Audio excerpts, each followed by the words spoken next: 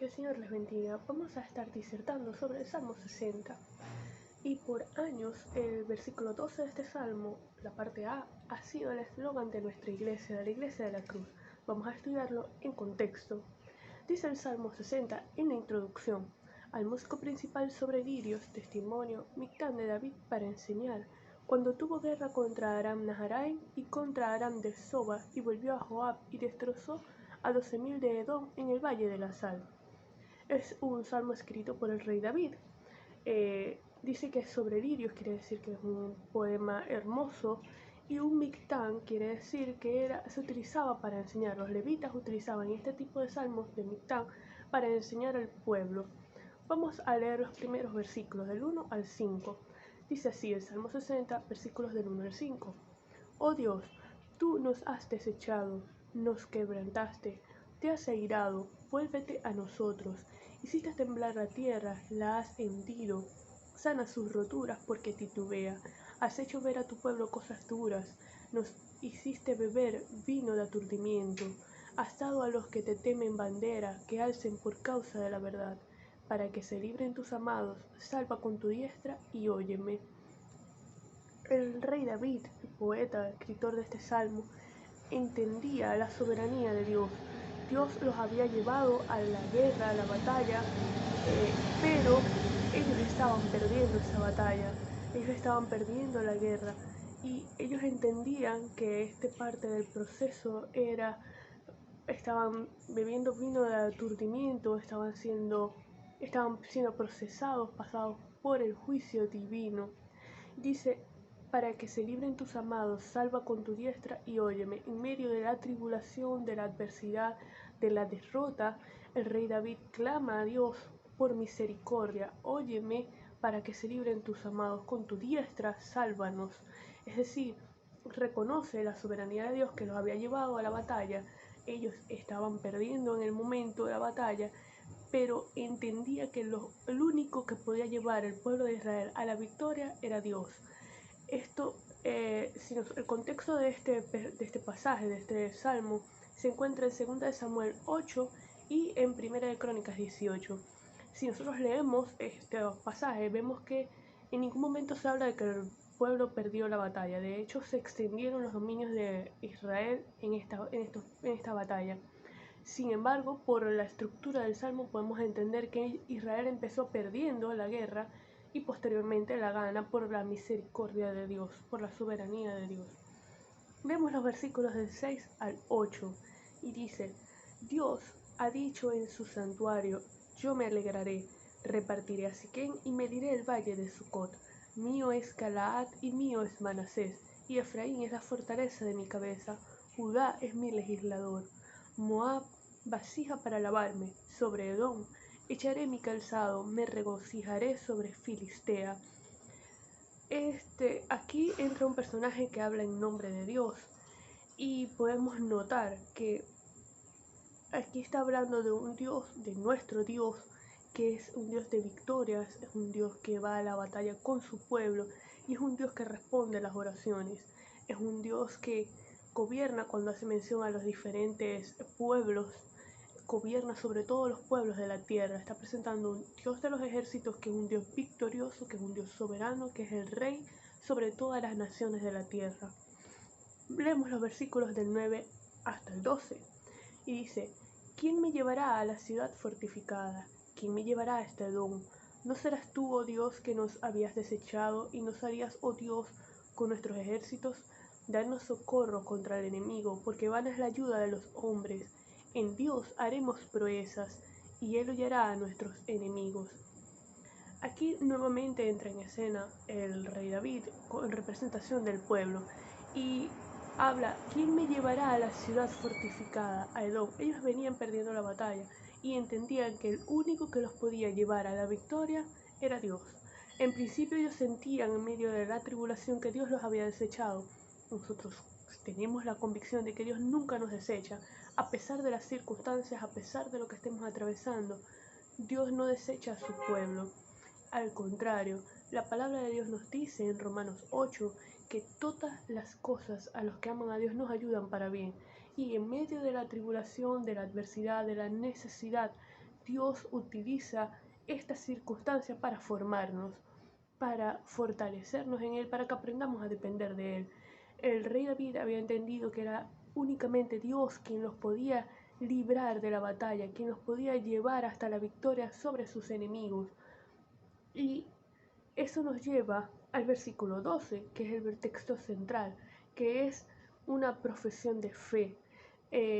Y podemos estudiar en la mayoría de los salmos cómo en medio de la tribulación, cuando el pueblo adora a Dios, cuando se rinde ante la presencia de Dios, vemos cómo su fe y su fortaleza espiritual se acrecienta. En medio de las situaciones difíciles podemos confiar y estar seguros que la adoración a Dios y depender de Dios es lo mejor que podemos hacer, porque en Él está nuestra confianza, en Él está nuestra esperanza. Leemos, en Dios haremos proezas y Él hollará a nuestros enemigos.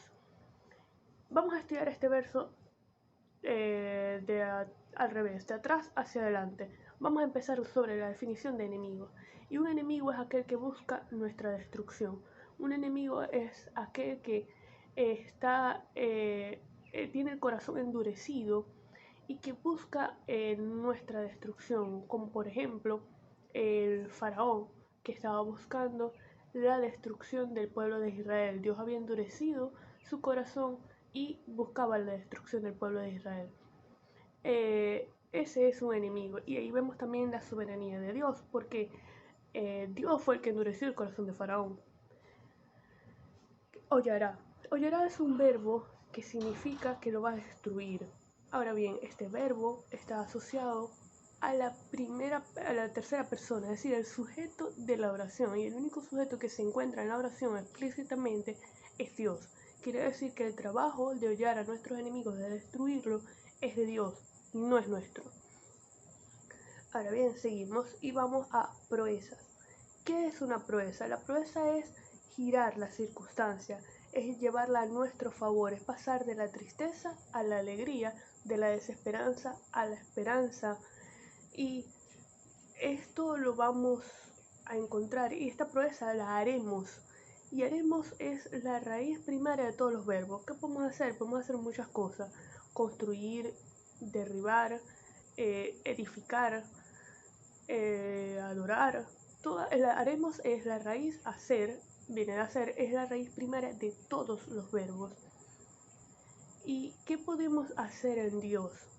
Esa es una pregunta interesante. El pueblo de Israel venía de la derrota o estaba pasando por un momento de derrota, de tribulación, de no tener ningún tipo de recursos, y en Dios, aún sin los recursos, Él lo transforma la circunstancia a nuestro favor.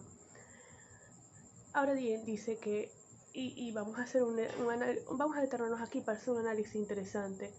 Hollará está en futuro y se adjudica a Dios, que es quien va a hacer el trabajo de hollar. Haremos también está en futuro, pero nos involucra a nosotros. Y no dice que en Dios haré proeza, dice haremos. Quiere decir que involucra a todos como cuerpo de Cristo. No es nosotros, o no soy yo sola como unidad aislada que voy a hacer proezas en Dios. No. Las proezas las haremos como un solo cuerpo en Cristo. Nos involucra a todos, como la familia de Cristo que somos, como en la iglesia, que vamos a hacer las proezas en Dios. Y el otro detalle interesante está en que dice en Dios, no dice con Dios. ¿Y por qué hacemos esta aclaratoria? Pues porque si nosotros recordamos los discípulos que iban con Jesús camino a Emaús, dice eso, el texto bíblico, que ellos iban con Jesús, caminando con Jesús, y tuvieron el descaro de decirle, ¿acaso eres tú el único forastero que no sabe las cosas que han acontecido en Jerusalén? Ellos estaban con Jesús, pero no sabían que andaban con Jesús. Ahí dice que en Dios haremos las proezas. No es que va a ir Dios por su lado y nosotros por el nuestro, no. En Dios haremos proeza, que es una preposición que implica un lugar específico donde está algo, especialmente si está sumergido dentro de ese algo. Es decir, que sumergidos en la voluntad de Dios, viviendo en Dios, es que vamos a lograr hacer las proezas. Y Él va a obrar a favor de nosotros, va a ayudar a nuestros enemigos, a aquellos que procuran nuestra destrucción. Y este texto nos enseña que mientras permanezcamos en Dios, nuestra esperanza, nuestra mirada fija en Jesús, nuestro Salvador, el autor y consumador de nuestra fe, es que nosotros vamos a poder hacer grandes proezas. En unidad como iglesia vamos a poder hacer proezas, vamos a poder cumplir el propósito de Dios para nuestras vidas, para nuestra iglesia, y vamos a poder expandir el Evangelio, llevando el Evangelio a todos los confines de la tierra, para que todos puedan proceder al arrepentimiento. Dios no desecha a su pueblo, y en este salmo vemos y estudiamos que a pesar de las circunstancias, a pesar de las tribulaciones, a pesar de la angustia, nosotros podemos tener la confianza que el Dios bíblico, nuestro Dios, es un Dios que no nos desecha ni nos abandona, es un Dios que nos da fortaleza, que nos permite crecer, y como dice en Primera de Pedro, que nuestra fe es sometida al horno de fuego como el oro para ser purificada, y que todas estas tribulaciones momentáneas, esta leve tribulación momentánea, y todas estas circunstancias que por muy difíciles que puedan ser, que a veces no entendemos por qué las atravesamos, simplemente Dios está trabajando con nosotros, con nuestro carácter, está trabajando con nuestro ser, nos está fortaleciendo para poder parecernos cada día más a Él, para poder depender de Él, para poder seguir viviendo para Él. Y la enseñanza que encontramos en David como ejemplo es que a pesar de las circunstancias, reconocer que el único que nos puede ayudar es Dios. En Él es que vamos a hacer las proezas, en Él está la fortaleza, en Él está la victoria. En Dios, viviendo en Dios, para Dios, es que vamos a poder llegar a puerto seguro. Que Dios le bendiga. Vamos a orar. Señor, te damos gracias por tu palabra, por tu bondad, por tu misericordia. Te damos gracias, Dios, porque tú eres el Dios de victoria, porque tú eres un Dios misericordioso, porque aun a pesar de las dificultades que estamos atravesando, tú estás con nosotros, permaneces en nosotros, Señor. Tu Espíritu Santo obra en nosotros. Señor, te pedimos que seas tú fortaleciendo nuestras vidas, que podamos permanecer unidos como iglesia para hacer proezas en ti. En el nombre de Jesús, amén. Que Dios le bendiga.